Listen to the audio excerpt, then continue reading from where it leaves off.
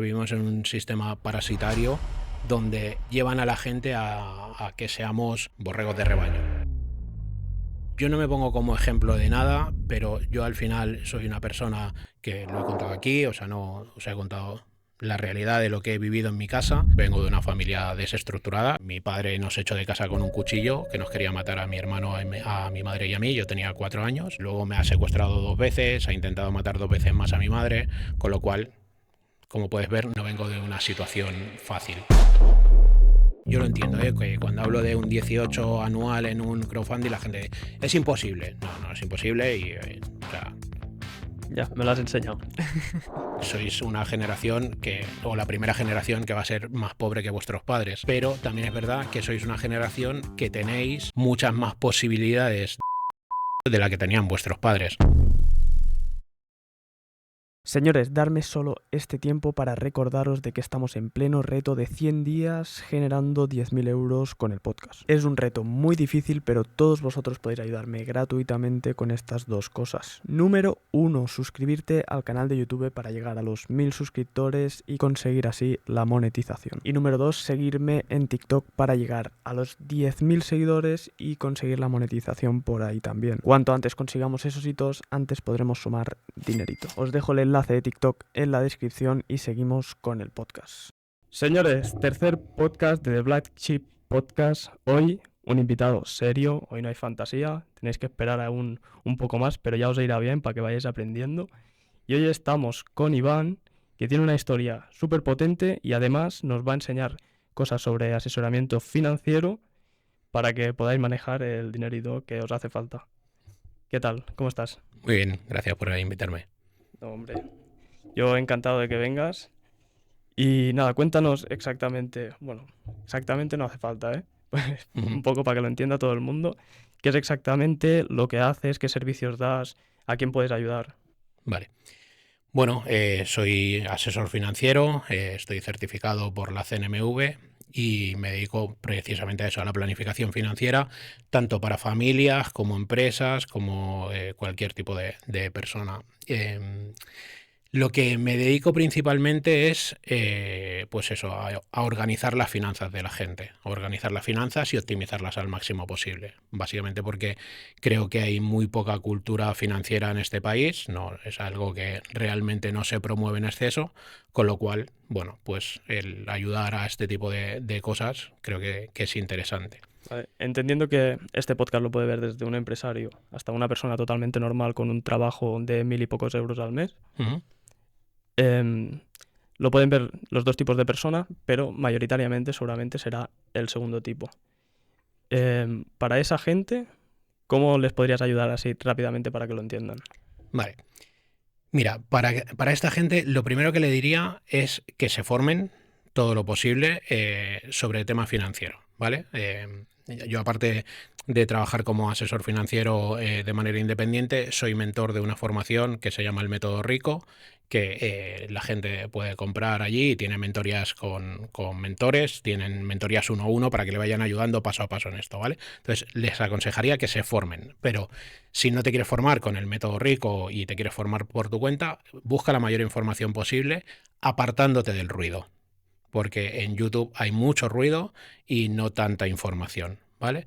Entonces, para que empiecen a organizar sus finanzas de una manera muy básica, que es una regla que yo odio profundamente, pero que me sirve mucho para que la gente empiece a estructurar sus finanzas, es el conocido 50-30-20. Si yo cobro 1000 euros, como máximo 500 podré destinarlo a gastos fijos. Todo lo que pase de 500 en gastos fijos, teóricamente no me lo puedo permitir, ¿vale? 300 los podré destinar a ocio y el otro 20% lo destinaré a ahorro, ¿vale? Claro, si me ciño única y exclusivamente ahí, por el target de cliente, hay una parte donde meto la formación. Porque claro, la formación tiene un coste. Entonces, la formación la tengo que restar de los otros. Por eso os digo que esta regla no me gusta especialmente. Porque si lo extrapolo a un sueldo muy alto, un sueldo de 8000. Hay mucho de fijo y mucho de ocio que Claro. no tiene sentido. Y Claro. si lo haces a uno muy bajo, hay mucho de fijo y mucho de... Bueno, Claro, no tanto de ocio, no tiene por qué. claro, la gente te dice normalmente, claro, es que con 500 euros yo no puedo vivir porque no me puedo alquilar un piso, no puedo tal. Ya, te entiendo. Pero es que si no, te vas a endeudar y lo que te estás endeudando es comprar, o sea, te estás pagando el presente con el dinero del futuro. Entonces, tienes que tener cierto margen ahí. Pero ya te digo, es complicado cuando el salario es bajo. Pero si mantienes una estructura y esa estructura la llevas siempre, al final no vas a tener una economía que no esté saneada. Siempre vas a tener una economía saneada, independientemente que haya cosas que a día de hoy no te puedas permitir, porque económicamente no puedes. Entonces, los 2 consejos son infórmate, edúcate y el segundo intenta cobrar más, ¿no? Sí, genera más ingresos. Claro. O sea, a día de hoy, esto te lo comentaba antes, sois una generación o la primera generación que va a ser más pobre que vuestros padres. Pero también es verdad que sois una generación que tenéis muchas más posibilidades de hacer negocio de la que tenían vuestros padres.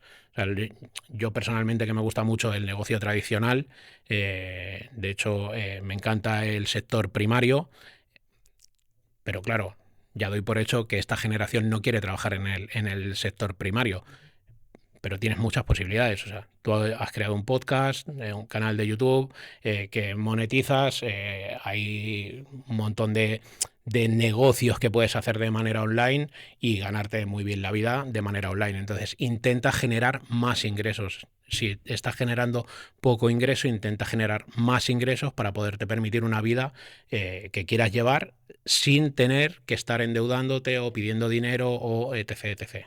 Vale, y imaginando que es una pareja, ya sé que has dicho que esta ley de 50-30-20 no te Ujú. gusta, pero también tirarías por ahí teniendo en cuenta que son 2 personas que tienen bajos Sí, ingresos o...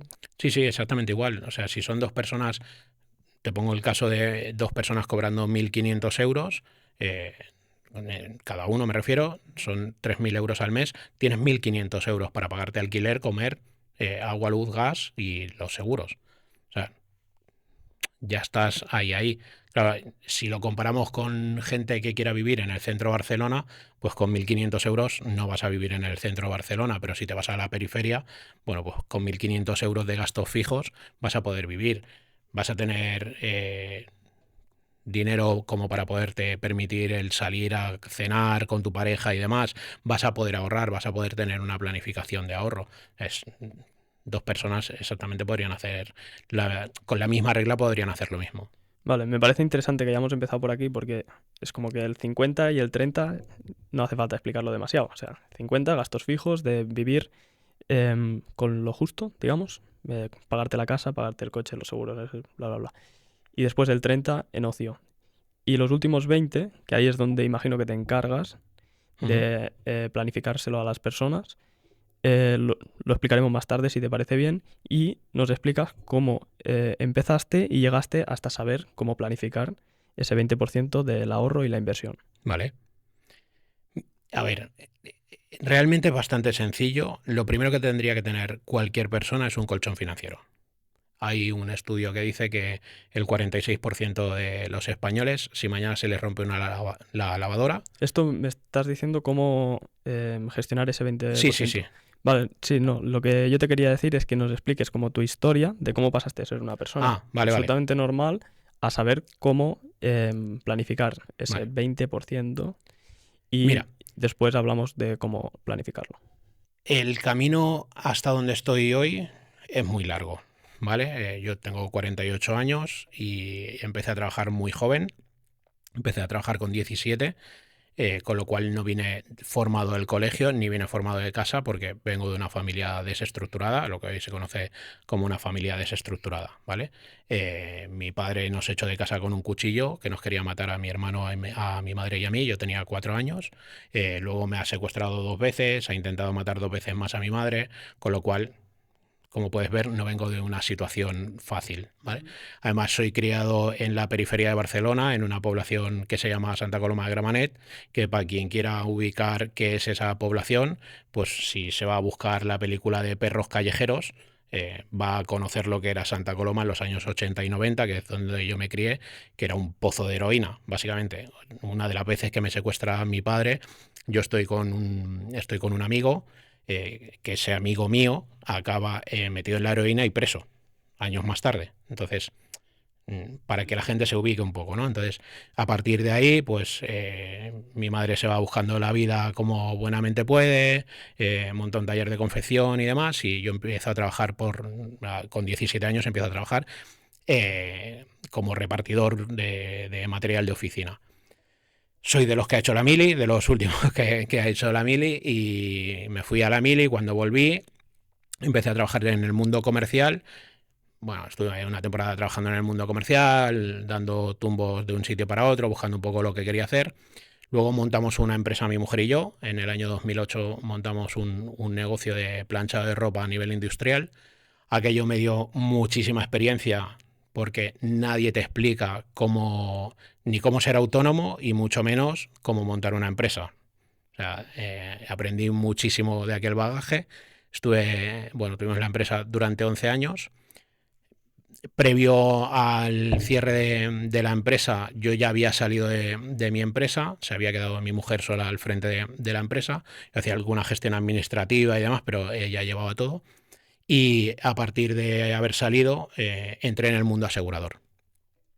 El mundo asegurador realmente no me llamaba la atención, pero conocí la parte financiera, que eso sí que me llamaba mucho la atención, y a partir de conocer esa parte financiera, empecé pues a involucrarme mucho en ese camino, a formarme mucho para poder asesorar a la gente y al final pues eso, sacarme titulaciones como asesor financiero para poder gestionar todo esto. Me interesa toda la parte de educación, digamos, que hasta ahora no la has tocado en tu historia. Uh-huh.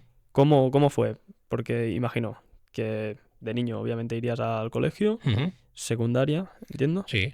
y después hiciste algo o ahí ya te fuiste mili, trabajar y ya más adelante retomaste. Hice formación profesional, los 2 primeros años de formación profesional, y a partir de ahí dejé de estudiar y empecé a trabajar.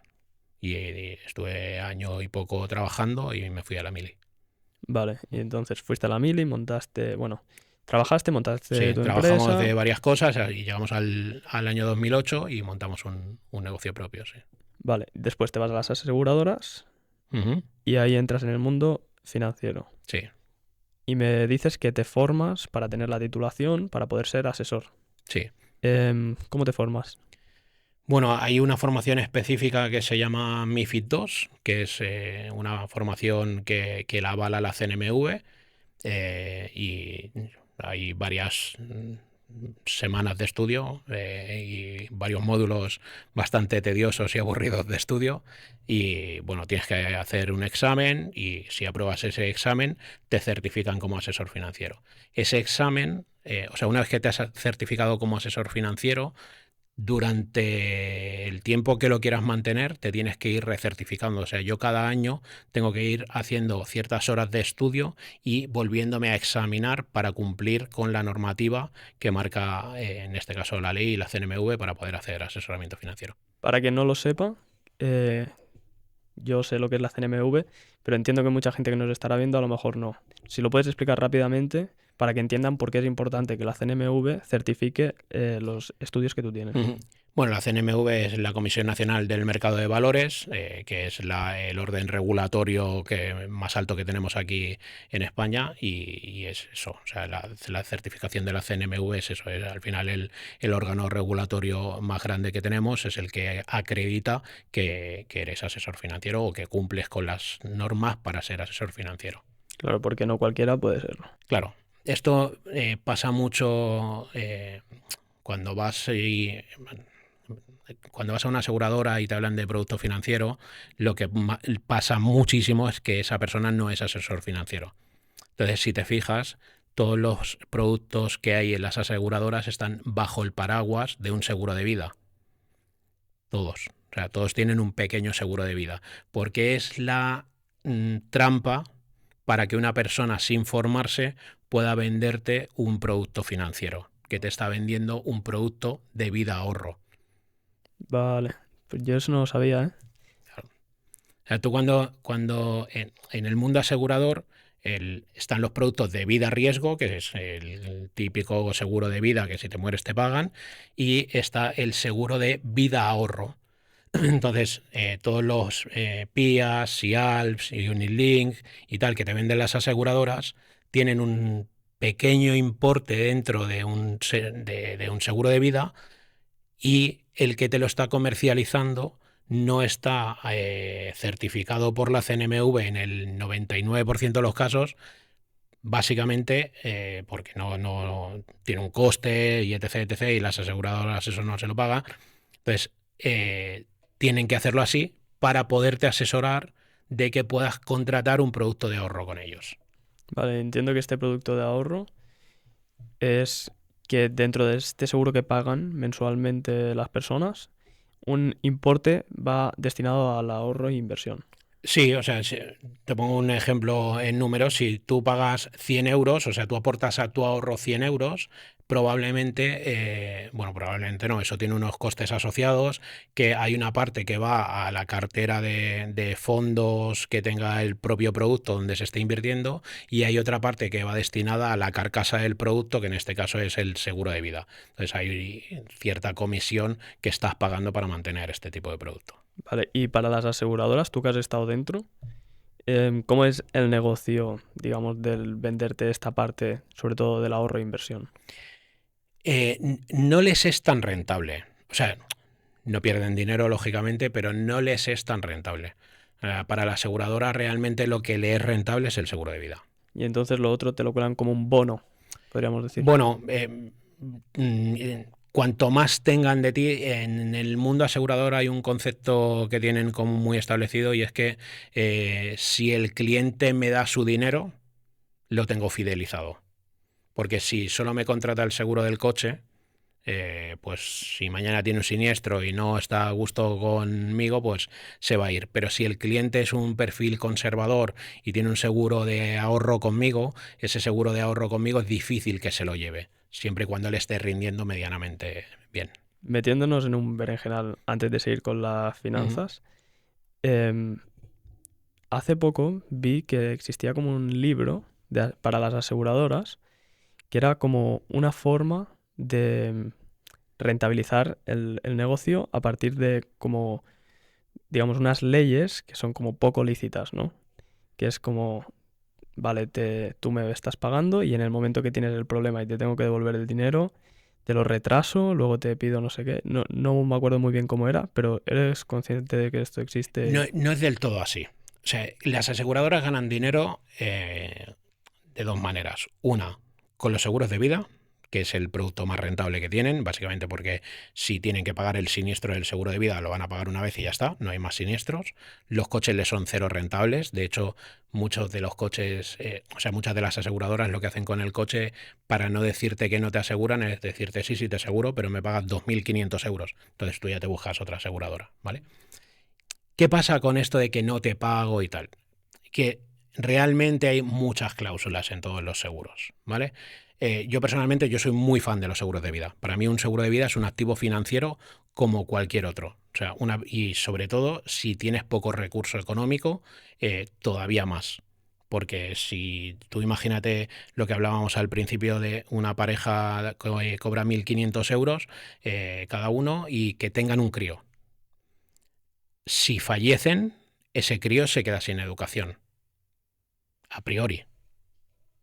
Si esos padres tienen un seguro de vida, le están dejando dinero a su hijo, aunque no lo tengan económicamente, y no deja de ser un activo financiero como otro cualquiera, ¿vale? Entonces, ese negocio a la aseguradora le es muy rentable, pero luego es lo que te decía. ¿Qué pasa con un seguro de vida? Yo personalmente, yo buceo, ¿vale? Yo en mi seguro, aparte de que el buceo me obliga a tener un seguro propio y específico de buceo, pero el seguro que tengo propio de buceo me cubre 6.000 euros de fallecimiento, que 6.000 euros y nada es nada, y si tuviese un accidente de buceo y me cubre la cámara hiperbárica y demás, ¿vale? Pero mi seguro de vida cubre específicamente que yo como actividad hago buceo. ¿Qué pasa si yo en mi seguro de vida me quiero ahorrar esa sobreprima y no digo que hago buceo? perfecto, tengo un seguro de vida que no estoy haciendo buceo, que si me muero en cualquier situación que no sea buceo no va a pasar nada, pero si me muero buceando, la aseguradora lo primero que va a hacer es irse a sus cláusulas y decir, es que aquí no pone que hacía buceo. Y entonces no va a pagar. Entiendo que entonces es una movida que te lo tienes que mirar muy bien y con mucha calma. Claro. Con los hogares, ¿qué pasa muchísimo con los hogares? Que la gente tiene el concepto de que el seguro de tu casa lo puedo conseguir más barato. Y sí, lo puedes conseguir más barato, a costa de ir perdiendo garantías de cobertura. O sea, si yo tengo asegurado, me lo invento, 50.000 euros de contenido y lo que sea de continente, si yo empiezo a quitar garantías, pues claro, el precio me va a bajar, pero a costa de las garantías. Entonces, hay mucha mala praxis en eso, de que hay mucha gente que como tienen objetivos y demás y tienen que cumplir con unos objetivos porque tienen unos planes de carrera que si no cumples con el objetivo no cobras en todo el mes y etc, etc, etc, que esto pasa en las aseguradoras. ¿Qué pasa con los agentes de seguro? Que yo llego a ti y tú me dices, no, yo es que mi seguro son 180 y yo más de 180 no quiero pagar. Y claro, llega el agente con cero escrúpulos y te hace, no, pues nada, conmigo 160, Ya, pero te quita un montón de... pero te quito las garantías. Para poderte llegar al precio te tengo que quitar garantías. Entonces, ¿qué es lo que pasa con eso? Que al final, cuando tienes el siniestro, mientras no tienes siniestro no pasa nada, pero cuando tienes el siniestro, llamas a la aseguradora, no, es que esta parte no le cubre. Entonces, no es en sí culpa de la aseguradora como tal, es un poco culpa del desconocimiento por parte del cliente de firmar lo que firma sin tener mucho conocimiento y de que el asesor que le ha estado asesorando, pues... Va a comisión y está vendiendo a claro, saco y usa sus claro, métodos. claro. Y ya no es solo que vaya a comisión, sino que va a comisión y tiene un plan de carrera. ¿Qué significa un plan de carrera? Las aseguradoras lo que te ofrecen es un plan de carrera y es, tú estás conmigo 4 años cumpliendo objetivos, entonces a partir del año 5 vas a tener ciertas comisiones ya de cartera y ya vas a poder vivir relativamente bien. Pero durante estos 4 años tú tienes que ir cumpliendo mes a mes unos objetivos, porque si un mes no cumples los objetivos, la parte que yo te pago de fijo te la quito. Entonces solo cobras la comisión de los productos, que la comisión de los productos de un seguro de vida o un seguro de hogar y demás es irrisoria. Vale, sí que te quitan la gran parte si no Claro. cumples el objetivo. Entonces, eres autónomo con un contrato de exclusividad y si no cumplo objetivos no como. Vas a saco.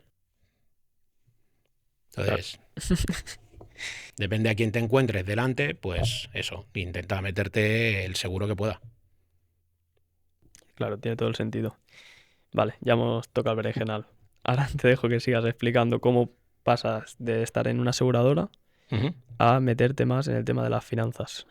Pues eso, a partir de la aseguradora conozco o sea, el tema seguros no me gusta y me voy enfocando muy mucho en la parte financiera.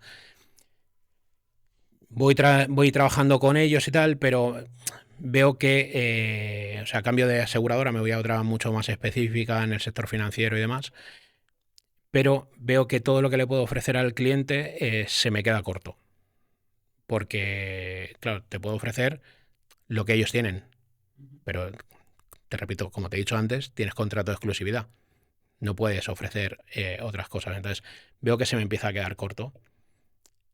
No acabo de verlo del todo bien y valoro alternativas. Entonces, dentro de valorar alternativas, pues empiezo a conocer gente que trabaja como asesor financiero de manera independiente. Ya venía de haberme certificado y demás, pero empiezo a conocer gente que trabaja de manera independiente, que le puede ofrecer a sus clientes como un portfolio de inversiones mucho más grande de lo que puedo ofrecerles yo y tal.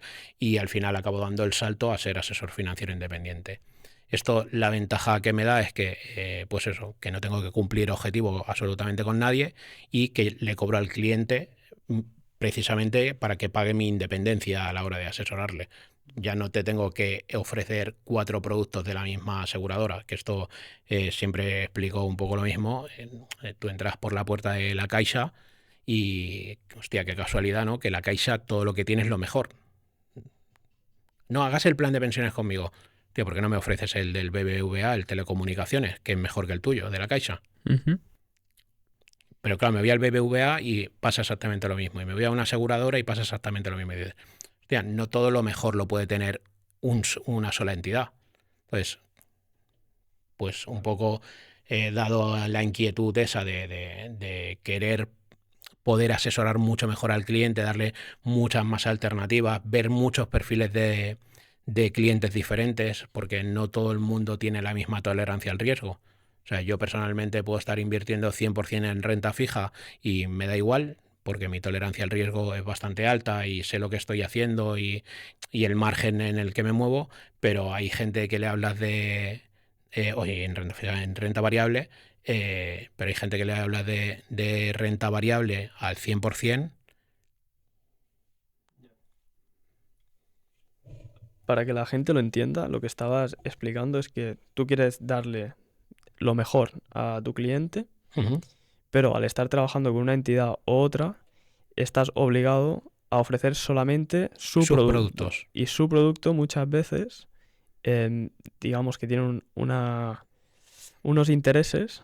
Sí, tiene unas comisiones más altas de la cuenta. Hay algún producto bueno, no lo discuto ahí, hay algún producto suelto bueno, pero claro, un cliente que venga para ahorrar 150 euros en una aseguradora, pues a lo mejor encuentra un producto bueno, pero un cliente que venga para ahorrar esos 150 euros más 10.000, pues a lo mejor ya no tiene tanto producto donde salir, ¿sabes? Entonces, de esta manera, yo puedo hacerte una planificación para ahorrar 150 más esos 10.000 sin que tengan relación tu producto A con tu producto B, ¿sabes? Entonces, tienes mucha más libertad y muchas más, tienes un portfolio más grande que Sí, con ofrecer. el tema de los intereses realmente me refería a que la entidad como tal tiene un interés de que ese producto concreto se venda y no realmente a lo mejor de darle el mejor servicio al cliente que te viene. No, y ya no solo eso, que también puede ser, ¿eh? O sea, pero al final tú piensas que todas esas carcasas de todos esos seguros muchas veces te están ofreciendo lo mismo con 2 nombres diferentes. Y estás invirtiendo en lo mismo con 2 nombres diferentes. Entonces, claro, el cliente no está diversificando absolutamente nada. Está invirtiendo en lo mismo con 2 nombres diferentes. Entonces, claro, la entidad le es rentable porque está cobrando 2 comisiones de 2 productos en una misma inversión. Ya. Pero para el cliente, Pero claro, el cliente no tiene ni idea. Entonces, llega un momento donde, claro, ves que te quedas sujeto en esa parte, ¿no? Y gente como yo, por ejemplo, que yo personalmente nunca me ha gustado el colocarle nada a ningún cliente. O sea, si eres el cliente que te encaja, pues te encaja el producto. Si no te encaja el producto, pues no te encaja. Y oye, peces en el mar hay un montón, ¿sabes? entonces en ese punto tenías como un problema interno, digamos, ¿no? De Sí. que te tengo que ofrecer esto porque te tengo que ofrecer esto, pero a lo mejor yo siento que no es lo mejor para ti y entonces me lo voy a montar por mi cuenta para ofrecerle lo mejor a cada una de las personas que me vengan. Ujú. Vale, y entonces en ese punto, ¿cómo empiezas? Pues eso, a raíz de empezar a conocer gente y demás, y empezó a hablar con ellos y tal, salgo de la aseguradora donde estaba, empiezo a hablar con gente y una vez que empiezo a hablar con gente, pues empiezas a hacer contactos, hoy conocido como networking, en mi época eran contactos y ya está, y empiezo a hacer contactos y esos contactos me van presentando sus soluciones.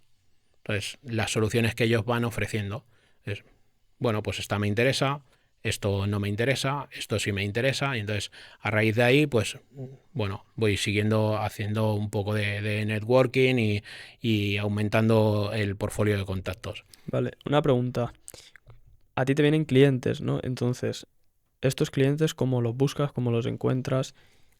Nosotros, te hablo de nosotros porque llega un momento donde me asocio con la que hoy es mi socia, Clara, y a nosotros realmente estamos bastante bien posicionados en la página web de Clara, tenemos muy buenas reseñas y el 90% del cliente nos viene o por búsqueda en Google o por referencia de otro cliente. No, o sea, nosotros no salimos a la búsqueda del cliente, Vale. porque esta es una de las cosas que cambia muy mucho de cuando trabajas en una aseguradora, por ejemplo, que tienes que salir tú a buscar al cliente, porque claro, estás haciendo el asesoramiento gratuito y entonces sales tú a buscar al cliente y a ofrecer el servicio.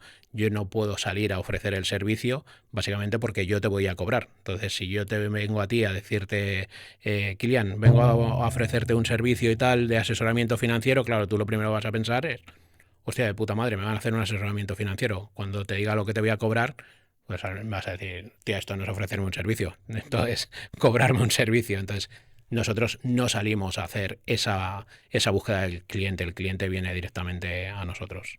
Vale, y a ver, entiendo que si lo fuerais a buscar tampoco pasaría nada, ¿no? Mientras las condiciones estén claras de te voy a cobrar por asesorarte y mejorarte las finanzas. Sí, no pasaría nada, realmente no pasaría nada, pero tenemos tal volumen de entrada de clientes cada semana Que no necesitáis. que no necesitamos salir a buscar. O sea, de hecho, para que te hagas una idea, bueno, ahora porque me voy 15 días de vacaciones, pero para que te hagas una idea, mi agenda es de 15 días en 15 días. O sea, si tú me llamas hoy, hasta de aquí a 15 días es muy probable que no te pueda dar fecha.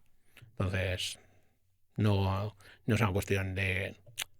O sea, ahora mismo te diría, ¿podríamos absorber algo más de clientes tal y como tenemos montado el negocio? Sí, podríamos absorber quizás un poco más de clientes. Pero si tuviésemos como una avalancha de clientes, necesitaríamos más estructura, porque no solo somos nosotros dos, más las asistentes virtuales, que las llamamos virtuales porque no están Físicamente. físicamente con nosotros, pero que no es un chatbot, sino que son dos personas. Entonces, quizás deberíamos ampliar más la asistencia y incorporar otro asesor dentro del equipo, que eso no es tan fácil. Vale. De puertas para adentro, el servicio, ¿cómo se da? Porque tú tienes un cliente y él te explica cómo están sus finanzas a día de hoy, ¿no? Ingreso tanto, gasto tanto, ahorro tanto o no ahorro. Vale, y después, de puertas para adentro, ¿cómo os organizáis para darle la planificación? Vale.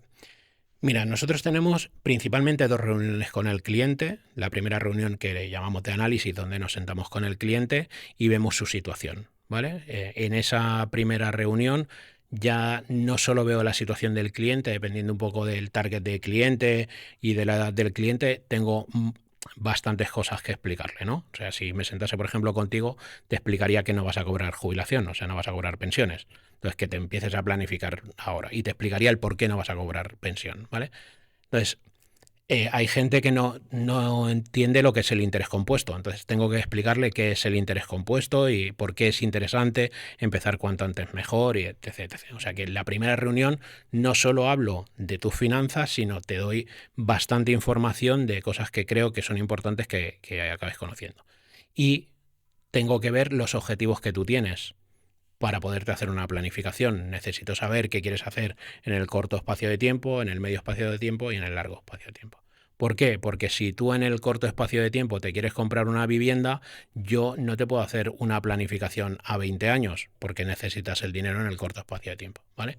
Entonces, una vez acabada toda esa reunión, que aproximadamente dura 1 hora y media, con toda esa información se empieza a hacer una planificación. Ya cito al cliente para una segunda visita, entonces ya empiezo a hacer una planificación y viendo los objetivos y el dinero del cliente, organizo una planificación que tenga una estrategia diseñada para los objetivos del cliente, pero que tenga un punto de fuga por si el cliente tiene que salir de la estrategia porque la vida le ha dado un vuelco, que pueda ir deshaciendo parte de la estrategia para poder seguir adelante, ¿vale?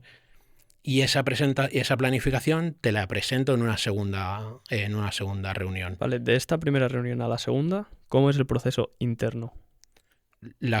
todo lo gestiono yo. O sea, si yo atiendo al cliente, lo gestiono todo yo. A veces trato con Clara algún punto para llegar a un punto intermedio por aquello de que yo tengo un punto de vista y ella puede tener otro y vamos haciendo un mix. Pero si no, yo te organizo toda la planificación. Entonces, una vez que te tengo organizada toda la planificación y tiene toda la planificación un sentido, me siento contigo y te explico por qué está organizada así la planificación y dónde vamos a ir invirtiendo el dinero, ¿vale? Entonces, te doy todas unas pautas de las cosas que se tienen que hacer. Si esa planificación te parece interesante, que gracias a Dios, pues normalmente el 99% de la gente le parece interesante lo que le presentamos, te hacemos todo el acompañamiento de la puesta en marcha, que a partir de aquí es donde entran las asistentes virtuales, que le hacen llegar los contratos a los clientes, les explican dónde tienen que firmar, si hay que transferir el dinero a las empresas, les dan los números de cuenta para la empresa que tiene que transferir, o sea, le facilitamos al cliente todo el proceso, ¿vale? El cliente además tiene mi teléfono, con lo cual si tiene cualquier duda y demás, me puede escribir o me puede llamar. Y siempre le recomiendo al cliente que hagamos una revisión como mínimo anual. Va a depender un poco de la planificación de cada cliente, si hacemos semestrales o anuales, pero siempre te voy a recomendar que nos veamos como mínimo una vez al año. ¿Por qué? Porque tus objetivos de hoy Pueden cambiar. pueden cambiar. Entonces, esa estrategia hay que pivotarla. Ujú. No puedes mantener una estrategia igual si tus objetivos cambian. Entonces hay que ir variando esa estrategia. Entonces, si no ha cambiado nada y demás, bueno, pues Bueno, el seguimos con la mercado estrategia. puede cambiar también y entonces... Sí, el mercado puede cambiar. Lo que pasa es que nosotros trabajamos también una parte como un poco más alternativa. No solo hablamos de fondos. Ujú. Y en esa parte un poco más alternativa, como puede ser el crowdfunding o inversiones en oro y demás, los contratos normalmente son a un año. Entonces, en ese año se va a cumplir el contrato, te van a dar el retorno X que sea y hay que ver qué inversión o qué tipo de inversión te vuelve a encajar dentro de tu nueva planificación. ¿Vale? Vale, esto que me dices de los contratos a un año, Ujú. imagino que el cliente, cuando te viene con una liquidez ya, y a partir de ahí planificáis o planificáis con el ingreso mensual o el restante mensual. No, o sea, si no vienes con liquidez, hay que hacer Plan de ahorro. plan de ahorro. Si no vienes con, o sea, si no vienes con un colchón financiero, además, hay que crear un colchón financiero. Y a partir de aquí, si vienes con más liquidez, entonces podemos hacer determinadas inversiones. Pero si no vienes con nada de liquidez, primero hay que ver por qué no tienes liquidez, hay que organizar las finanzas y hay que hacer una planificación de ahorro con un capital que te puedas permitir. Que aquí mucha gente se pone objetivos irreales y yo es lo que le digo a todo el mundo, ahorrar duele. Porque entre gastarme 200 euros comiendo en un buen restaurante y tenerlos que ahorrar, pues prefiero gastármelos comiendo en un buen restaurante. Entonces, ahorrar duele. Sí. Entonces, no te pongas un objetivo que sea irreal, porque si yo estoy cobrando 1.000 euros, 1.000 y poco, que es el salario mínimo interprofesional, y al final de mes me quedan, me lo invento, 50 euros todos los meses, no me voy a poner un ahorro de 150 euros, porque no lo voy a poder cumplir. Entonces, es preferible que ahorres 50 todos los meses y que tú mismo, cuando empieces a verle el sentido al ahorro, te empieces a motivar y vayas intentando reducir gastos para poder incrementar tu ahorro. Una persona que viene con poco ahorro mensual, digamos eso, 50, 100, a lo mejor 200, ¿qué le recomendarías? Aparte de primero hacer el colchón. Va a depender mucho de su perfil de riesgo. Va a depender mucho del perfil de riesgo. ¿Cómo calcularías un perfil de riesgo alto y uno bajo? Te lo dice el propio cliente. En las conversaciones que vas teniendo con el cliente y vas hablando con él, y si le empiezas a explicar algo sobre renta variable, sobre fondos de inversión, y lo ves que la cara se le empieza a desencajar, ya sabes que ya sabes que no es un perfil para ese Y tipo de entonces, con cosas. ese tipo de cliente que no le gusta nada el riesgo, ¿por dónde irías?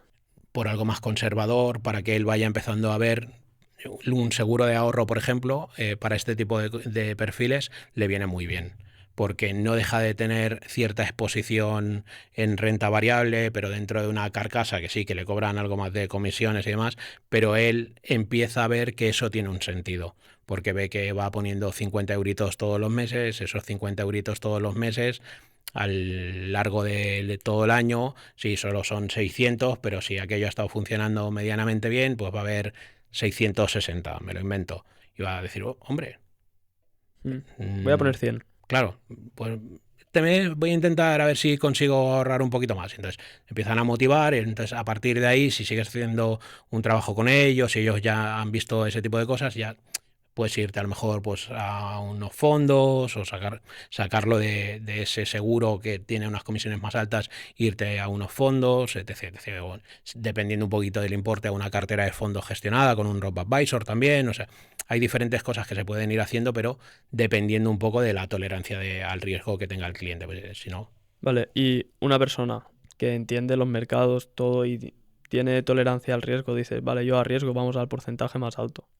Bueno, a lo mejor no el más uh-huh. alto, pero vamos a porcentajes altos. Ahí, ¿cómo, por dónde tirarías? ¿Variable a tope o cómo? Yo personalmente, a mí personalmente me gusta mucho la renta variable, sobre todo porque mi objetivo no es a corto plazo. Un momento, antes de explicar esto, creo que es importante para que la gente entienda qué es la renta variable. Es mucho más importante que la gente entienda lo que es la renta fija.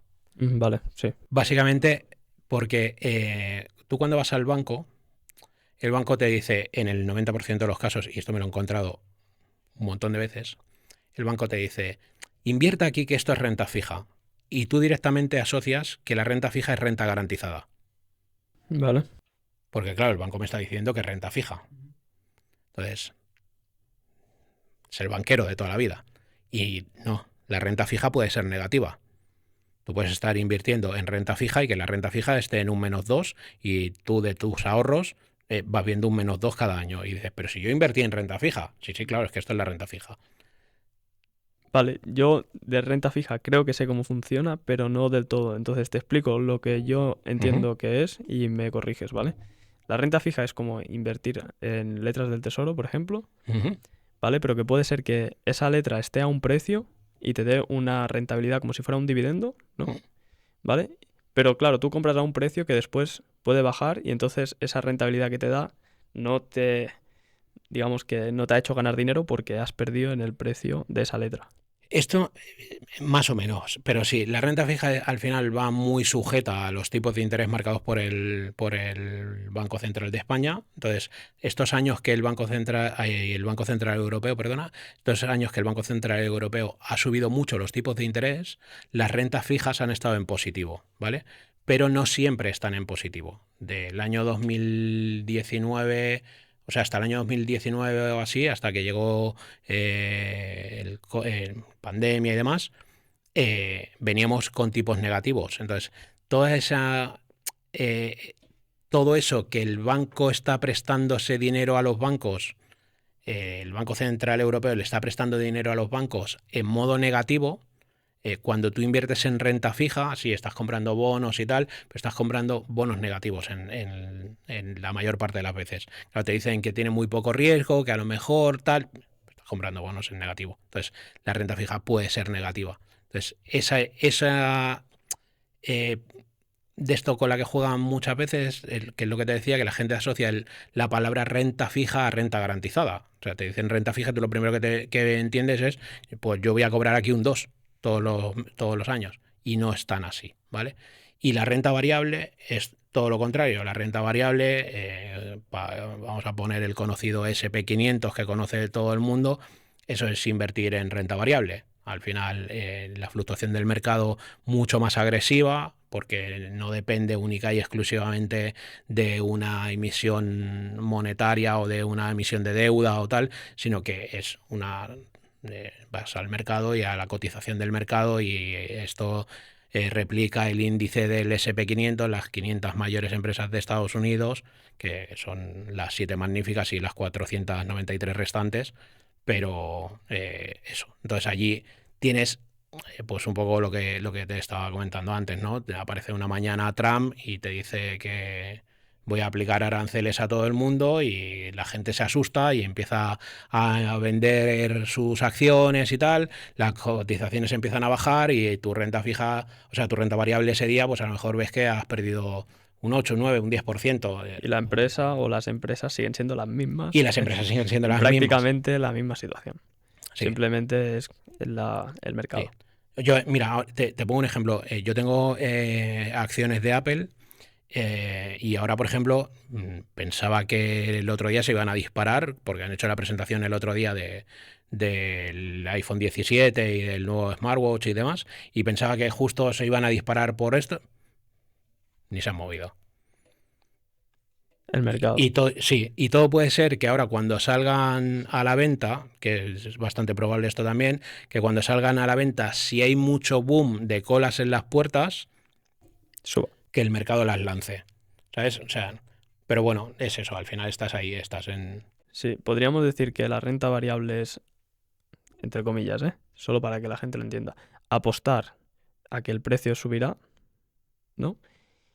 Entre comillas, y a lo mejor a cobrar un dividendo, depende de la empresa. No tanto a apostar a que la empresa subirá, pero sí, llevado al lenguaje un poco más de esto, sí, sería como jugártela un poco más que el resto. O sea, yo esto lo comparo mucho mejor para que la gente nos pueda entender.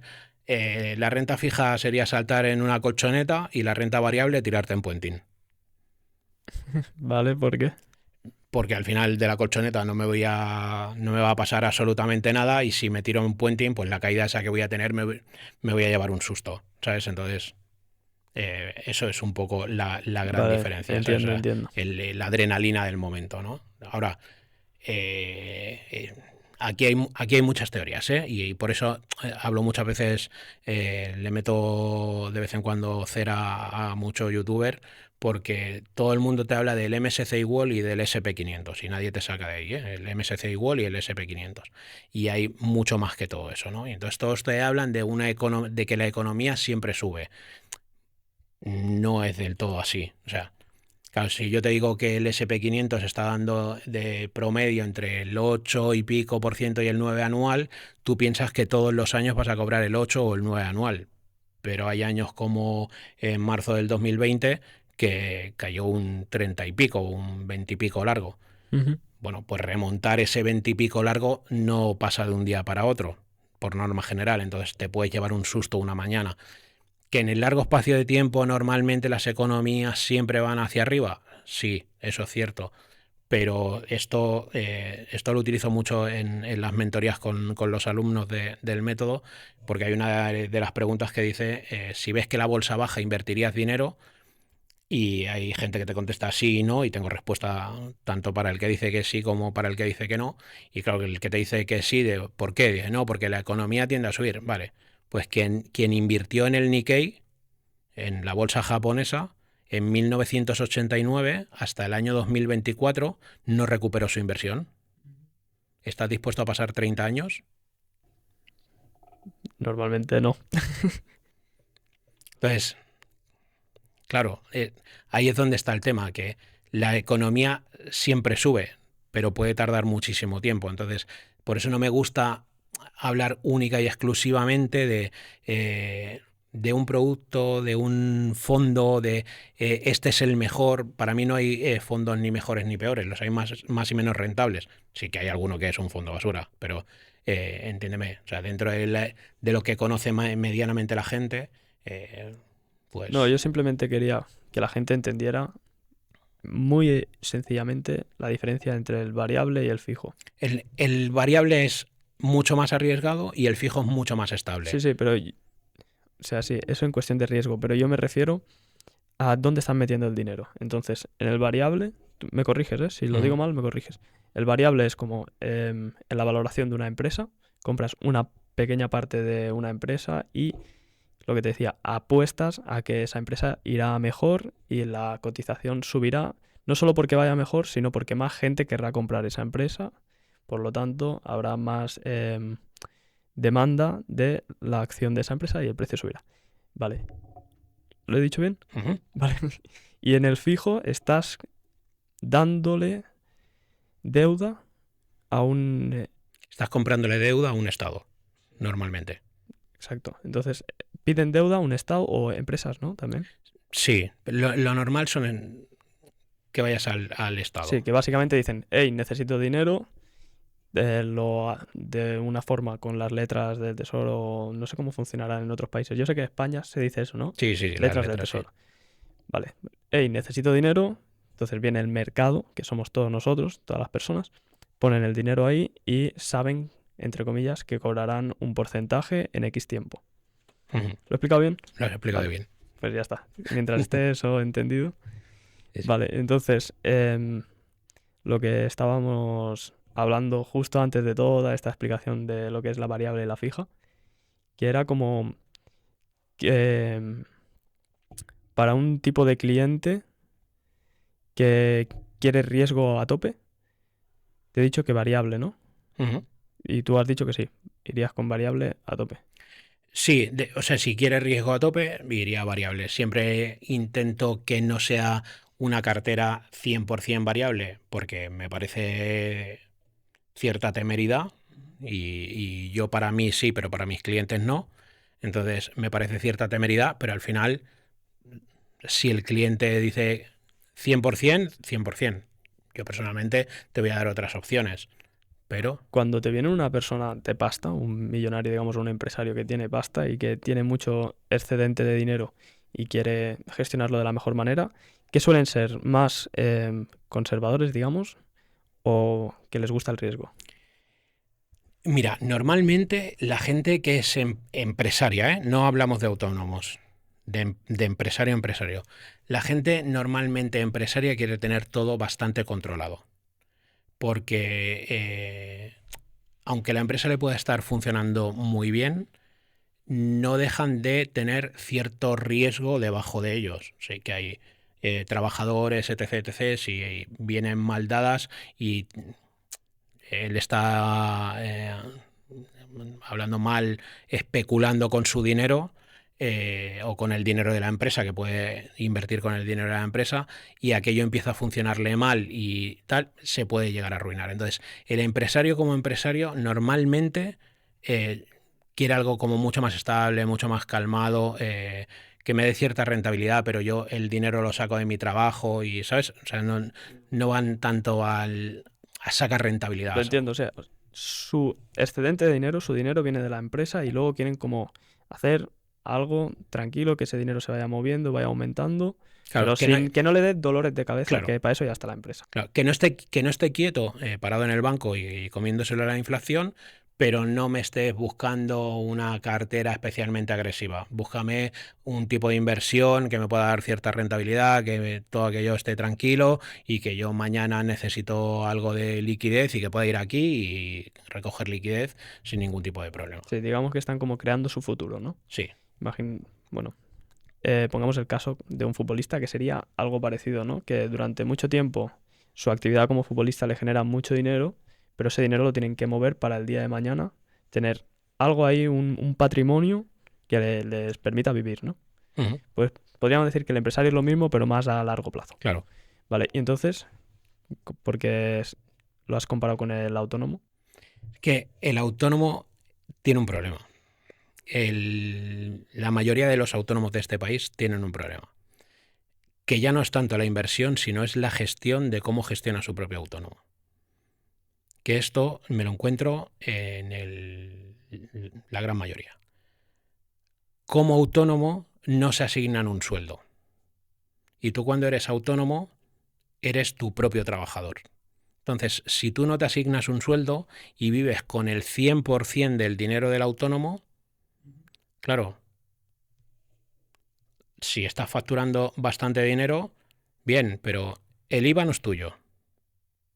Ya, ya, ya. Esto lo tienes que tener en cuenta, que trimestralmente el IVA no es tuyo, que hay autónomos que hacen circulante con IVA.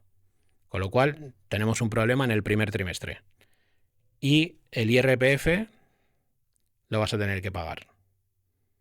Que como va por tramos, cuanto más factures, más vas a tener que pagar. Entonces, ¿qué es lo que pasa con el autónomo? Que no se asigna un sueldo. Entonces, como no se asigna un sueldo, vivo con el 100% del autónomo. Y cuando toca pagar, Y cuando toca pagar, tengo que pedir que me vayan haciendo aplazamientos o solicitar un préstamo o tal. Y entonces aquí es donde empiezan los problemas, porque ya se me empieza a acumular los de un año con los del otro y ya entro en una rueda donde es imposible salir. Entonces, como persona física necesitarías tener 3 cuentas bancarias, como autónomo necesitarías tener 3 cuentas bancarias más. Entonces, organizándote así, a partir de ahí, luego decides cómo quieres invertir. Pero el primer riesgo lo estás jugando en no saber planificarte como autónomo. vale, entiendo. Y después, una vez ya eso está bien, o él cree que está bien, cuando está dispuesto a invertir, sí que le gusta más el riesgo que a un empresario. No, o sea, ya no por ser autónomo, pero sí, el que no tiene una empresa como tal, normalmente es algo más arriesgado que el empresario. El empresario es como más pausado y demás, y el que no es empresario y demás tiene más cierta tolerancia al riesgo. Vale, y esos son dos perfiles, ¿no? Después también está lo que hemos hablado antes. Conservador total. No, me refería a perfiles de De, cuánto dinero tienen para invertir, ¿no? Al principio hay el que no tiene nada y hay que crearle el colchón. uh-huh. Después, podría ser un autónomo, Sí, no, más o menos, que tiene un excedente. no, y asalariados también, ¿eh? O sea, hay Bueno, sí, asalariados que, o sea, tengo varios clientes que tienen salario y son relativamente jóvenes y dices, ojo lo que tienen ahorrado, ¿eh? O sea, hay gente que ahorra y se planifica muy bien y que tienen cierto excedente de capital. Sí que es verdad que no todo el mundo, no a todo el mundo le gusta el riesgo y no es tanto por el perfil, o sea, no, por el trabajo y demás, sino va un poco por el perfil de cada uno y el sacrificio que ha tenido que hacer, porque todo el mundo entiende que las inversiones al final, que o sea, es cierto, todas las inversiones comportan un riesgo. No hay ninguna inversión que sea riesgo cero, sino todo el mundo estaría invirtiendo en esa inversión. Pero si tú tienes una estrategia y una planificación bien hecha, las inversiones no tienen por qué darte miedo. Pero ya te digo que hay un poco de todo que no tiene específicamente que ver con la profesión o con a lo que se dediquen, sino tiene un poco más que ver con el esfuerzo que ha tenido que hacer para ganar ese dinero, las creencias limitantes que vienen establecidas ya de generaciones anteriores y de su casa, de que han escuchado muchas veces que el dinero en el banco está seguro y fuera del banco pues no, y etc, etc, ¿sabes? Entonces, una persona joven, como podría ser yo, una persona que tiene 2 años más, 2 años menos, da igual, em, que está trabajando, vive con sus padres, entonces tiene como mucho ahorro o mucha capacidad de ahorro. Eh, ¿Crees que es un perfil interesante para que se convierta en tu cliente? sí, sí, sí. Yo ya te digo, yo tengo clientes de todo tipo, desde clientes que no tienen ningún tipo de ahorro, ni conocimiento, ni nada, y pagan las sesiones para entender más y que le puedas ayudar a planificar, y además quieren revisiones semestrales para que le puedas ir explicando más cosas durante esas sesiones, hasta perfiles que tienen millones de euros. Entonces, ya te digo, el target de cliente viene un poco dado por las inquietudes que tenga esa persona, no tanto por la capacidad económica. Hay mucha gente que tiene mucha capacidad económica que no vendría a buscarme nunca como asesor porque él prefiere tener su dinero en el banco. Y esto, ahí así, ¿eh? Y gente, bueno, No, es que... que se me ocurre que hay mucha gente que puede estar de mi edad, eso, viviendo con los padres, ganando 1.500 o 2.000, que tienen una capacidad de ahorro grande aunque no lo hagan. Ujú. Y a lo mejor quieren independizarse en el medio plazo, ponle 4, 5 años, 3 o así. ¿Tú crees que...?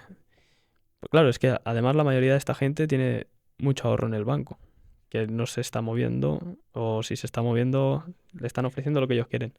Entonces, ese tipo de perfil, ¿qué harías con ellos para que lo sepan y para que puedan saber si están interesados o no. Mira, te voy a contar un caso, no hablo normalmente de mis clientes, pero te voy a contar un caso muy, muy específico. Vino una madre. Bueno, pidió información la madre y me dijo, yo no estoy pidiendo la información para mí, estoy pidiendo la información para llevarte a mis 2 hijos. Porque todos los errores que he cometido yo, no quiero que los cometan mis hijos.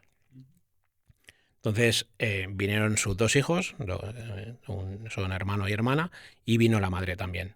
Entonces al final hice la planificación para los 3 y es lo que te digo, depende mucho de cada perfil. Es que no, o sea, no hay estos 2 que eran hermanos, por ejemplo, les hice 2 planificaciones ciertamente similares, pero la hermana tenía algo más de capacidad que el hermano, con lo cual con la hermana pude hacer alguna cosa más. Y les hice cosas como muy similares porque siendo hermanos y viendo el vínculo que ellos tenían, digo, me van a decir que por qué no me ofreces a mí lo mismo que a mi hermana, ¿no? Pero es lo que te digo, que va a depender muy mucho de cada perfil de cliente, de cada necesidad.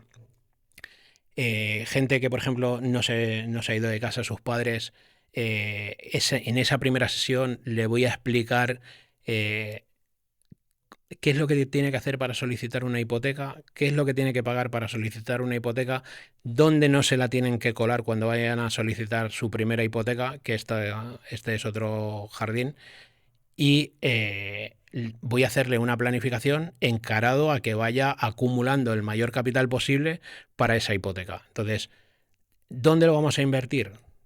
Va a depender. Va a depender de lo que te decía antes, del perfil de riesgo del cliente. Probablemente no le metería nada en renta variable o muy poco en renta variable, porque al final no dejas de estar poniendo mi ahorro que en el futuro corto lo voy a necesitar, lo voy a poner en renta variable, mañana cae un 20 y te vas a tener que quedar en casa de tus padres 4 o 5 años más hasta que aquello se recupere. Entonces es bastante probable que hablemos quizás de alguna inversión tipo más alternativo donde puedas ir rentabilizando año a año las inversiones. O sea, el contrato que te he enseñado antes de entrar aquí, que no me creías, y te he enseñado el contrato. No, para sí que que me te creas. creía, Sí que te creía, pero... No, sí, claro, claro. Era una buena inversión. Luego hablamos de eso si quieres. Pero me gustaría hacer como un ejercicio de imaginar a una persona muy específica Ujú. para que puedas enseñarnos cómo más o menos gestionarías... Mira, un perfil joven como puede ser tú, ¿vale? 100% seguro, bueno, tú quizás no, porque dedicándote a lo que te dedicas, a lo mejor ya tienes ciertas inversiones o algo, pero un perfil joven que está trabajando en cualquier empresa y demás, que no se dedica a nada de así tema virtual ni nada, que vive con sus padres y tiene un ahorro ponle mensual de 1.000 euros vale, y quiere independizarse en 4 o 5 años. este típico perfil principalmente va a tener el dinero en el banco, muerto de risa, ¿vale? Con lo cual, lo primero que vamos a hacer es dejarle cierto dinero en una cuenta remunerada o una cuenta de inversión, donde aquello le esté dando cierto tipo de interés de manera mensual. Te digo más, 1.000 de ahorro mensuales y tiene 15.000 en el banco. Y viene contigo. Vale. ¿Qué es lo que le voy a proponer? Es con estos 15.000 directamente, si quieres ir al corto plazo para poder de esto, voy a ir a buscar algo que te vaya a rentabilizar al máximo posible fuera de la renta variable. O sea, no me voy a ir a una renta variable. Como podría ser el crowdfunding que me has enseñado antes. Podría ser si el quieres crowdfunding. explicarlo. Bueno, al final el crowdfunding no deja de ser para entenderlo, es que entre varios compramos una propiedad, que esa propiedad la va a gestionar una empresa, van a reformar la vivienda y la van a poner a la venta y nos van a repartir en base a lo que hayamos puesto cada uno. Y ese tipo de porcentajes están pactados por contrato. O sea, tienes un contrato a 12 meses. Yo en este caso el que acabo de cerrar era de un 18%, que era en 12 meses y ha dado la casualidad que se ha vendido en 6. Pero si no, y voy a cobrar esta semana.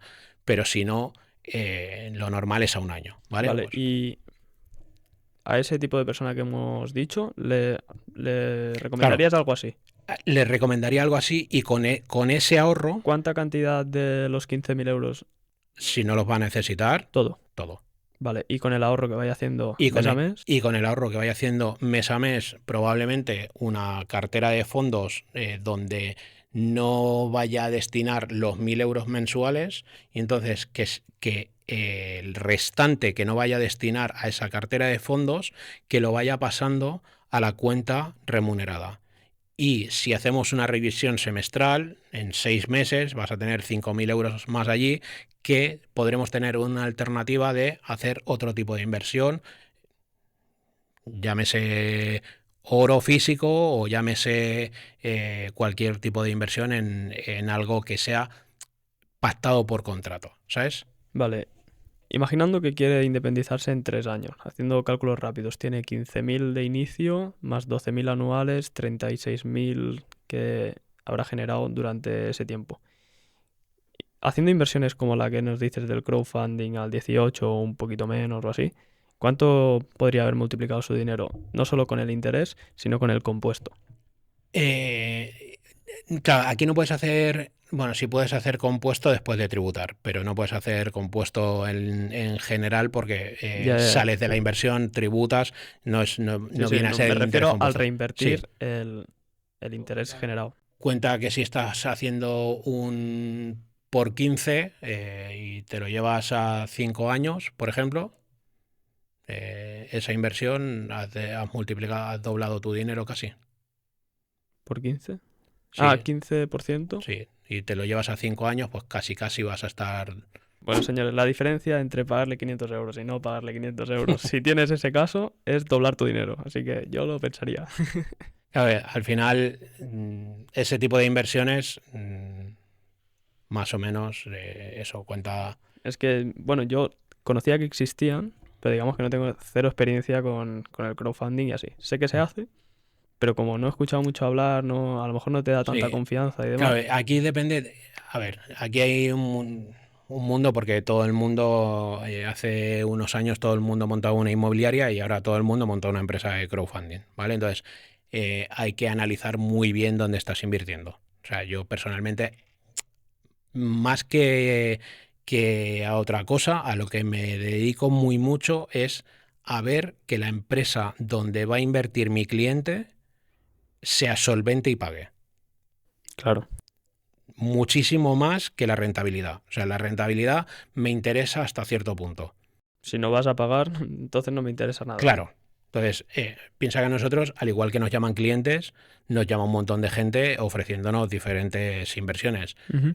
Que a veces nos llama alguno que dices, amigo, intenta estafar a otro, ¿sabes? O sea, porque, o sea, es que lo que me estás contando, no, porque, que no, que no. Entonces, me interesa mucho más eso, ¿no? Entonces, me encuentro mucha gente que dadas las rentabilidades, claro, yo lo entiendo, ¿eh? Que cuando hablo de un 18 anual en un crowdfunding, la gente, es imposible. No, no es imposible y, o Ya, me lo has enseñado.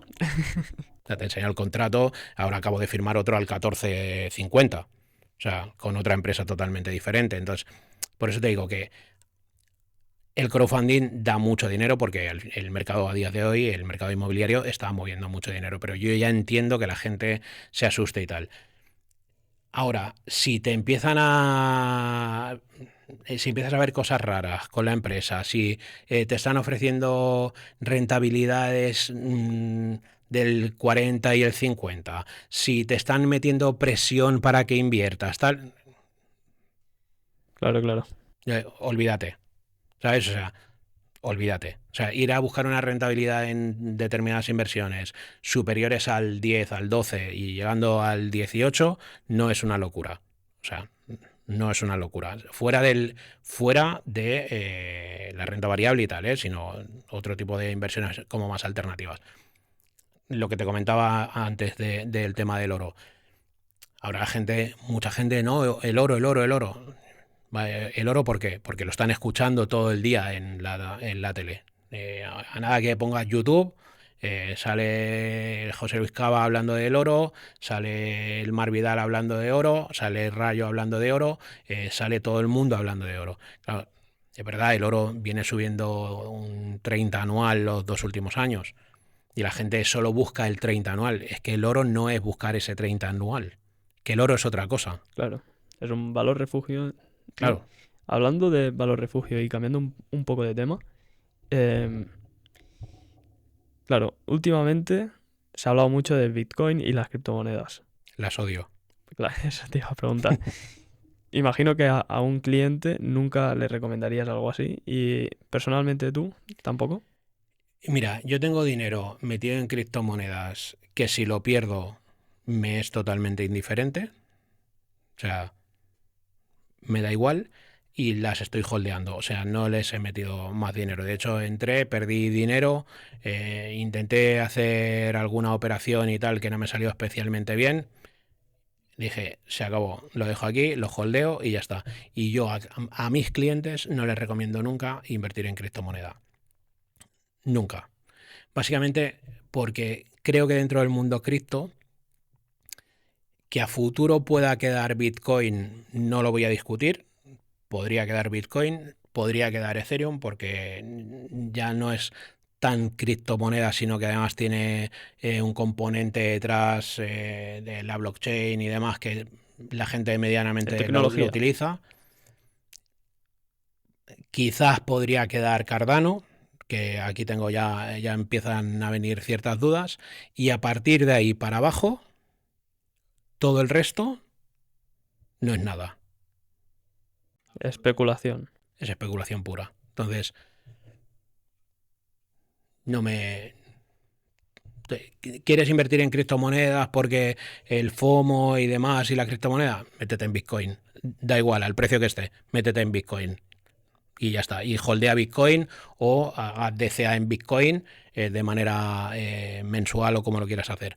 Pero métete en Bitcoin. O sea, yo personalmente no me llamaba no me llamaba la de esto de meterme en Bitcoin porque al final cuando empecé con las criptomonedas, no sé, quizás estaba en 21.000 o así Bitcoin y pensé que no voy a invertir 21.000. Entonces, si no voy a tener una moneda completa, prefiero invertir para comprar criptos completas, ¿no?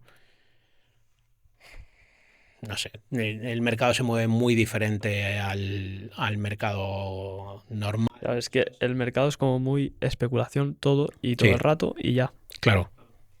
Como mucho, alguna tiene alguna tecnología que es usable y demás. Pero Claro, por en eso te digo, general estás invirtiendo en un código que sube o baja el precio dependiendo de si compran más o compran menos o venden.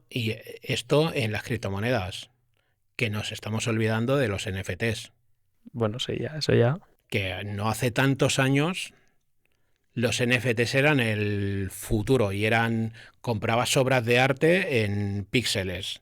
Ya, ya, yo perdí pasta. O sea, bueno, eran unos NFTs usables, digamos, que tenían como una funcionalidad, pero que no dejaban de ser un scam camuflado.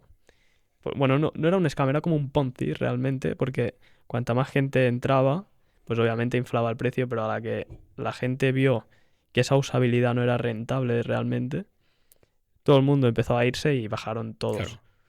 O sea, sí. Que por eso te digo que a mí todo el mundo cripto, que no le encuentro la correlación con el mercado, o sea, muy pocas veces la gente te dice que sí, pero yo, y mira que me miro gráficas días y días, pero muy pocas veces le encuentro la relación al mundo cripto con la economía real, ¿sabes? O sea, no le acabo de encontrar casi nunca la relación. Entonces, al igual que la economía real, no es que la prediga, porque no soy futurólogo, pero sí que es verdad que más o menos puedes ir viendo determinados patrones y determinadas cosas y es lo que te decía antes, el día que Trump se levantó diciendo que iba a poner aranceles, perfecto, porque ya sabía lo que iba a pasar, que el SP500 iba a bajar y entré con dinero en el SP500 y como no estuvo como el primer día que salió con el anuncio de los aranceles no le fue suficiente,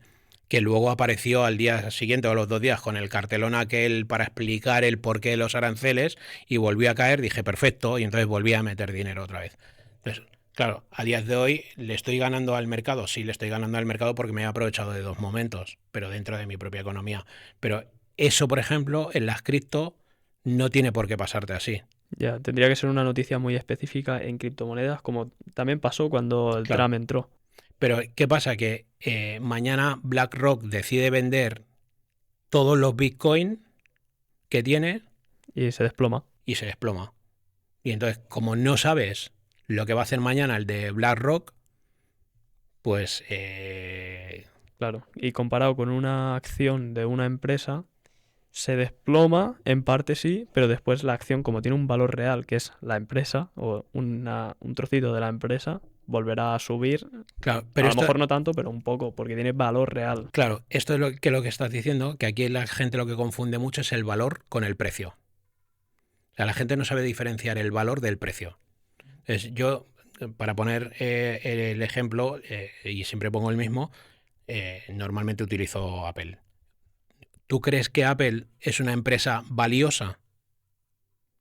Claro, todo el mundo te dice, sí, vale. Si el iPhone, en vez de costarte 1.300 euros en la tienda, te costase 300 euros, ese mismo iPhone 17 que va a salir ahora, costase 300 euros, ¿tú crees que Apple dejaría de ser valiosa porque vende los teléfonos a 300 euros? No, por eso. Pues este es el valor y este es el precio. Entonces, cuando entras en criptomonedas, ¿dónde está el valor? No, claro, el valor es ninguno porque estás especulando. Entonces, siempre le pongo el mismo ejemplo porque me gusta llevar las finanzas al lenguaje callejero y a veces soy bastante mal hablado y entonces lo que le digo a la gente es, una mierda, por barata que esté, es una mierda. No tiene ningún valor. O sea, te la pueden vender lo más barato que quieras, pero no tiene ningún valor. Pues esto es un poco lo que me pasa con el mundo cripto, que no le veo el valor, ¿sabes? O sea, no le veo que ha habido gente que ha ganado muchísimo dinero y esto es cierto y que si seguramente cualquiera de los que esté viendo Pero habrá... especulando. La Sí, realidad es que está especulando y le podría haber salido mal igual que le ha salido bien. sí. A lo mejor lo ha hecho con un poco de lógica. Sí, no, que hay gente que realmente las predice y tal, y se pega horas allí delante y tal. Yo es que no me interesan nada y estoy como fuera de ese mercado. Entiendo. Nada, era un tema que quería tocar Eh, y estoy seguro que ha salido un buen clip cuando has hablado de la mierda. Sí, ¿no? Eh, vale, entonces criptomonedas, ni para ti, ni para tus clientes, ni nada. No. Y hemos tocado variable, fijo, crowdfunding y el sector inmobiliario de toda la vida, de lo que la gente hace que no, que es pedir una hipoteca para un piso Ujú. y después alquilarlo, que se vaya pagando solo y todo esto. ¿Cómo lo ves? Lo veo bien. Lo que pasa es que vivimos en un sistema que no protege al inquilino, y no protege al propietario, protege al inquilino. Entonces, a día de hoy no es un sector fácil, ¿vale? Y luego, dependiendo, porque normalmente la gente quiere comprar también un poco en su zona para tenerlo controlado y etc, etc. Entonces, claro, si yo quiero comprar en mi zona, pues claro, vivimos aquí en Cataluña y aquí en Cataluña comprar un piso económico es como ver un unicornio. Ya. Es una utopía. Y Entonces, encima el impuesto es el claro, más alto de España. eso aparte, ese es otro cantar. Pero, ¿qué es lo que pasa? Que lo veo bien siempre y cuando sepas los riesgos que estás corriendo. Entonces, si tú entiendes los riesgos que estás corriendo de que si mañana ese inquilino te deja de pagar y tú estás haciendo medianamente bien las cosas y tienes un seguro de impago y demás, vale, perfecto. Ahora, si tú quieres comprar con el dinero justo, justo, justo, no te vas a poder permitir el tener el seguro de impago ni mantener ese piso 8 meses sin un inquilino y si mañana me destrozan el piso, el inquilino antes de irse y tengo que repararlo y no tengo dinero y tal, pues tienen muchos factores de riesgo. Ahora tengo bastantes clientes y algún alumno que están haciendo inversiones inmobiliarias A y mí me funciona. parece muy interesante, sobre todo por tres cosas, ¿no? Una es la financiación, que te puede financiar muchísimo. Después, las rentas, es una inversión que te da rentas. Ujú. y la revalorización por la situación actual del mercado inmobiliario en España. Sí, pero lo de la revalorización te lo rebato rápido. Hazlo, sí. Yo soy el autopromotor de mi propia obra de mi casa en el 2008, ¿vale? Mi casa solicitamos una hipoteca de 225.000 más 60.000 que aportamos, ¿vale? Hoy, que estamos en el 2025, precio máximo de venta de mi propiedad, 195. Sí, pero para mí es un caso muy diferente, porque había una burbuja que venía dada de la financiación. ¿Y crees que ahora no? Es que no, porque yo creo que ahora la burbuja viene por otro lado, que es la falta de oferta. Claro, pero si mañana llegase una normativa donde liberasen suelo, que sería lo fácil para reventar la oferta, Yo creo que tardarían tanto en construir que no entre lo que creas, vas cobrando de rentas y O sea, demás. no, o sea, como inversión y la renta y demás, en eso me parece perfecto. Ahora, si solo lo busca, o sea, si a eso le añades la revalorización No, si del vas a inmueble, especular, solamente especular, no, pero ya no te hablo de especulación, ¿eh? Si vas a valorar ese tipo de inversión por la revalorización del inmueble, esa revalorización del inmueble se te puede ir. Lo otro no, porque lo otro al final vas a tener el bien físico. ya no solo la revalorización del inmueble, sino que obviamente estamos en un sistema que infla la moneda a base de impresión y que esa hipoteca que tú tienes con una cuota X, em, llegar a esa cuota X cada año te va a ser más fácil, teóricamente, porque esos 100, bueno, no sé, ponle 300 euros de cuota, me lo he inventado para un piso Mm. barato. 300 euros de hoy, vale, son 300 euros, pero 300 euros de aquí 20 años son nada. Sí, sí. Entonces, por eso también me parece interesante. No, sí, a mí me parece interesante la inversión inmobiliaria siempre y cuando, lo que te digo, valores el riesgo que corres con la legislación actual, que se te puede meter una familia que a día de hoy entran pagándote y tal, y en 2 semanas se te declaran vulnerables y te dejan de pagar y no te los puedes quitar de encima. Entonces, corre ciertos riesgos a que ese tipo de cosas pase. Ahora, como inversión y demás, me parece, o sea, una inversión Sí, sí. muy Tiene buena, sus la verdad. riesgos, pero si tú tienes capital, tienes bastante Sí, sí, excedente y te puedes permitir tener varios pisos, pues a lo mejor te pasa en uno y estás jodido, claro. pero los demás te Lo van que pasa es que funcionando. con esto de los varios pisos tienes que tener en cuenta varias cosas, ¿eh? O sea, que tú cuando vas a pedir financiación, el banco te va a financiar Ya. como máximo el 35% de tu salario. Esto es la primera hipoteca, ¿vale? Y, Y le tienes ya que empezar a mentir. y si le mientes al banco y le dices que esta va a ser tu vivienda habitual, te van a financiar hasta el 80%, algunos hasta el 90%. El 100 es muy difícil, pero alguno hasta el 90 te podría cuadrar. Entonces, esta primera vivienda la vas a poder colocar como eso, mi vivienda habitual y le he metido al banco y tal. Vale, cuando me voy a la segunda vivienda, claro, ya tengo una hipoteca. Si el piso que estoy comprando para la segunda vivienda es más barato que el primero, no va a tragar que le diga al banco que es que me voy que mi vivienda habitual va a ser la segunda. Porque Bueno, va a y ahí decir, ya le tienes que decir que es inversión, seguro. claro. Entonces, ya no te van a financiar el 80 o el 90, te van a financiar el 60 aproximadamente. Que los ingresos de tu primer inquilino no te los van a computar al 100% tampoco. O sea, ¿No? no te va a computar como que esa hipoteca te la está pagando otra persona, porque para ellos eso existe cierto riesgo, igual que existe para ti, para el banco lo valora exactamente igual. Entonces, no es tan fácil, o sea, sí puedes comprar varias propiedades y demás, pero no es tan fácil como te lo hacen ver algunos que con una nómina de 1.000 euros y 25.000 euros en el banco te compras 5 propiedades como aquel que pasa un día por la puerta del Zara y se ha comprado 5 camisas. Ya, ya, no, ¿Sabes? obvio.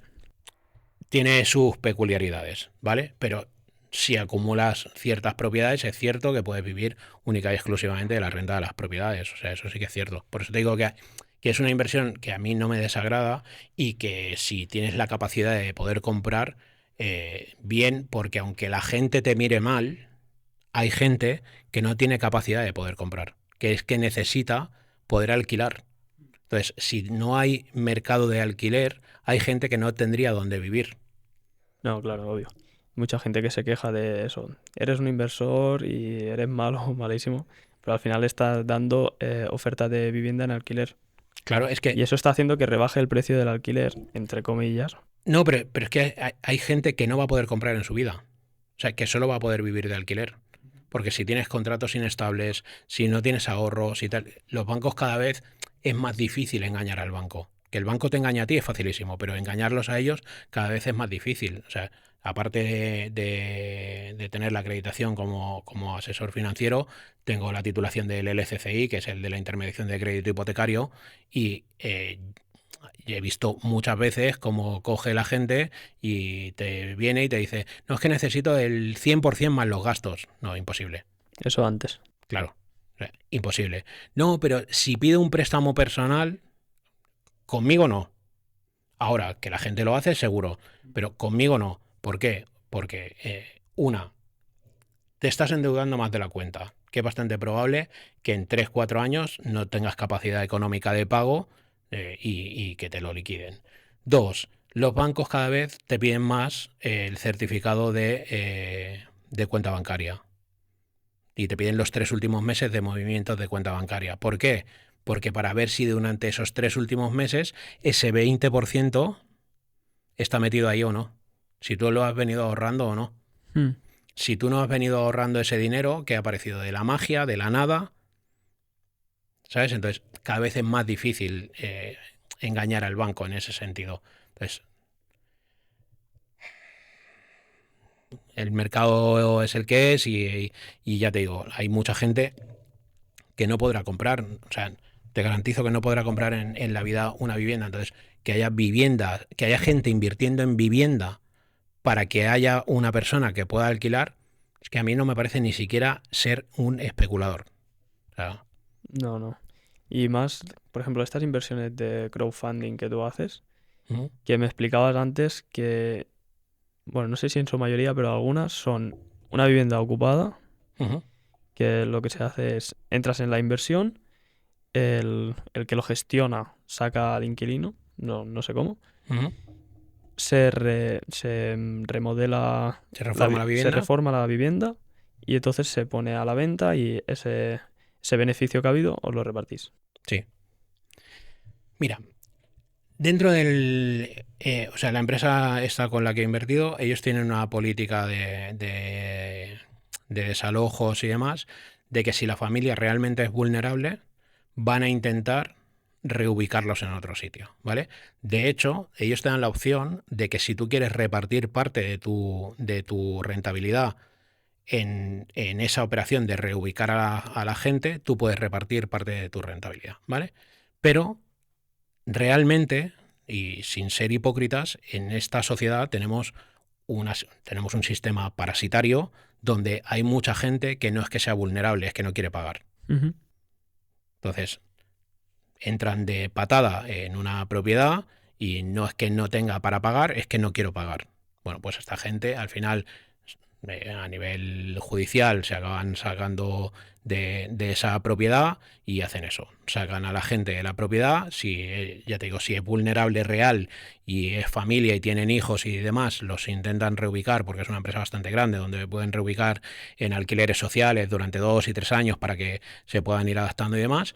Y si es uno de estos que se dedica a ir vendiendo pisos de patada, que este mercado existe, pues los sacan de allí, reforman la vivienda, bueno, cambian cerradura, reforman la vivienda, ponen alarma y venden esta propiedad. Y entonces te hacen reparto de esta. ¿Puedo preguntar cómo se sacan? Porque entiendo que alguno será con un proceso jurídico En, normal, en la mayoría son procesos jurídicos. pero por lo que tengo entendido suelen durar bastante.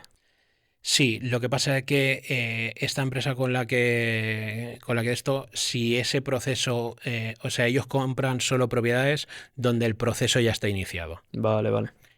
En este caso en concreto, yo he tenido mucha suerte porque ya la vivienda no estaba ocupada. Vale, una pregunta.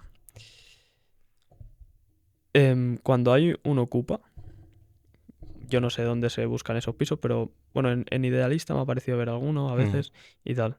¿Cuánto suele bajar de porcentaje el precio de esa vivienda solamente porque tiene un inquilino ocupa? Dependiendo de la urgencia que tenga el propietario por vender, pero Ahí se dan un montón de oportunidades, sí. entiendo. Lo que pasa es que, claro, no todo el mundo tiene la capacidad para hacer este tipo de cosas. Pero ahora mismo el mercado inmobiliario hay mucho de sacando ocupas o comprando con ocupación para sacarlos y demás porque compras a precio más barato, o cambio de uso, que es compro un local y lo acabo convirtiendo en un hogar y hago el cambio de uso. Y esto también da bastante dinero.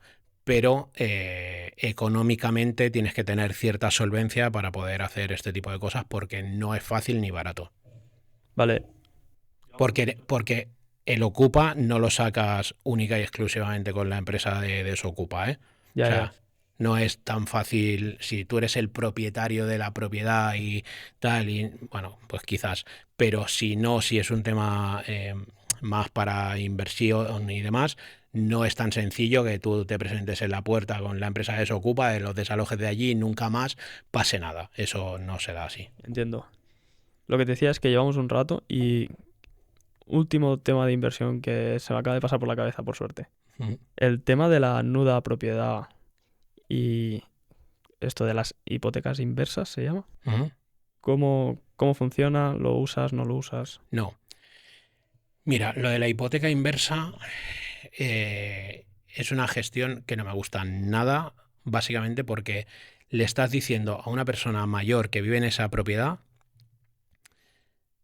que te voy a ir dando dinero todos los meses para que tú puedas ir viviendo, que sigas viviendo en tu propiedad hasta el día que te mueras, que me quedo con la propiedad. Claro, Tiene un interés perverso ahí un poco raro, sí. claro.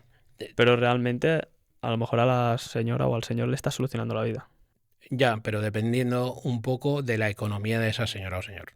Básicamente porque no, o sea, no me gusta, y ya tampoco lo hace tanta gente, lo de la hipoteca inversa, pero tú imagínate que esa persona está viviendo en esa propiedad, le empiezan a pagar la primera cuota, la segunda cuota y se muere. Y el banco ha pagado 2 cuotas y se ha quedado un piso entero. Que eso lo suelen hacer los bancos, ¿no? O también particulares. No, la hipoteca inversa, lo normal es que sea el banco. Eso es lo normal. Porque si te lo hace un particular. Y tiene mucha más capacidad el banco. Y lo de la nuda propiedad es un poco a la inversa, y es que eres tú el que está comprando a un precio más económico hasta que la gente que está viviendo en ese piso fallezca. Entonces, Es un pago único. ¿cómo lo pactes con el cliente? Eso puedes pactar tú con el cliente si haces pagos mensuales para que tal o haces un pago único.